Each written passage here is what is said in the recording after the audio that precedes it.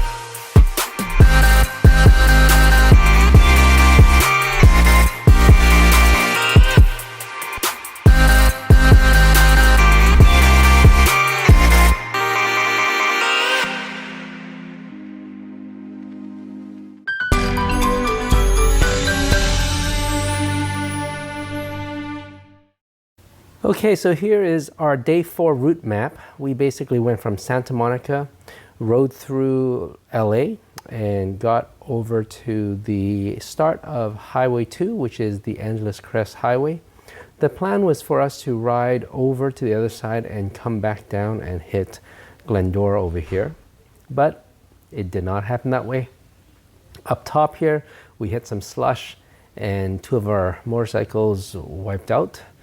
And if you want to know the details of that, make sure you tune into the next episode where we tell you all about the crash and how we got ourselves back up and running. So we limped our way back down and found a motorcycle shop down in Pasadena here. But you can see here that this highway is just awesome. Look at all the twisties here. This is my personal favorite highway of the entire trip. We just had a blast. Unfortunately, it was cut short. So now let's go into the ride report where we give you the rating of today's ride, motovlog style, giving you the review of the roads, the sceneries, the traffic, twisties, and all that good stuff.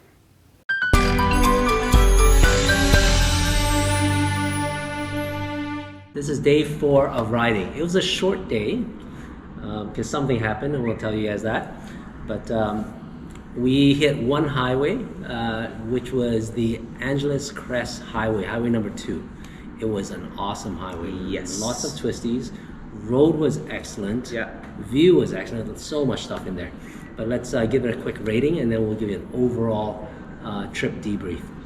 So for road conditions, hey, you guys got something to say about road conditions there? Yes. I'm going to go with a 6 on that. They are good for 2/3. The last third we eventually started to hit some snow on the sides of the roads, and at one particular point towards the end we hit a slushy section with the front tire, and with no warning at maybe 40 kilometers an hour, the front washed out completely. So I think, before the crest though, the road condition was very good. It was dry, it was all that. It was beautiful. It's just the snow at the top. It was 23 degrees. Earlier in these recaps, I had said that I wouldn't give out a 9 or a 10 because I'm waiting for that. I would have given this a 9 until that curveball. Yeah, it's like totally. It was beautiful. Yeah. It was so beautiful that we saw collectible cars racing through, horses racing through. We listened to a Hyundai run by and his turbo kicking out. Yeah. motorcycles everywhere. Yeah. Spider Billy has been up and down. Spider Billy, has been up and down that road Very over helpful. and over, and he was very helpful. But he's No, Thank you, it's Spider clear Billy. that road is just a favorite for riding. yeah. Or for Yeah, it driving. was. Well, given that it's January, you see so many motorcycles up there. More than anywhere else we've seen, right? Yeah. That's where they hang out. The other thing is, though, every 100 feet is a family with their minivan stopping to get a picture. Yeah. Yes. With a beautiful backdrop. Yeah. Now, I guess we should have taken it as an omen that we actually saw white-capped mountains. This is the only place we saw white-capped mountains. Yeah. But it was beautiful. It's just a bit early in the season, I think, to do this. We were so close. Yeah. Well, so and I far. think if we were locals, we probably would have known to kind of not go up that high and just come back down, Yeah. like what Spider Billy does, right? Yeah. He just goes up and down up to a certain point. Okay, so that's road conditions. Yep. Scenery. That was Stunning. quite nice, right? 9. Again, a 9. 9. Yeah, I give it a 9. Yeah. Those mountains are so nice Yeah, up there. that was really And pretty. it's not all brown. I like that white cap stuff, right, with the Yeah. snow. We got that beautiful shot with Los Angeles in the background. Oh Yeah. yeah. Just above Yeah. the With all clouds. The city in the clouds. All right, tight twisties. I think that's like Yeah, way up all there. tight twisties. Way up And there. you know what benefited today was there's no other section that we rode, so it's only the good stuff. So it's tight twisties all the way. That might be. Yeah, Yeah. it's a 9 for me. Yeah, I agree. Would be a 9. Yep. So yeah, 9 from you. Yes. It's you have a 9 until you get to the point where our bikes came out from underneath us, Yes. and then you have a solid 2. So you can decide You to take it average as a that 9, out? or you can Yeah. average it No. out to a 5. Okay. So what? Fast sweepers. There wasn't much in that stretch. Maybe No. just beginning. Tight stuff. At the beginning, there was a little bit, yeah. Oh yeah, so maybe like a 1 or 2. But I take the twisties over the sweepers Yeah. personally. Yeah, for sure. Yeah. I agree. Yeah. Maybe a Yeah. 3, 2, 3. I don't know. There wasn't many. So Yeah. How about traffic? There was some traffic on there, and I noticed they didn't pull aside that No. quickly. I think, you know what, it depended. There were some people who probably do this for the driving and they saw us, and some of them did pull away. But then you saw a lot of people who looked like they were just driving somewhere, going through the park. traffic. What do you Did- say? 5, 6? I 6? I'd be about a 6. Probably. I'd agree with 6. Yeah. I'd go for a 5. Because the thing is, it's really, really pronounced on such a good road when a car gets in front of you to stop you.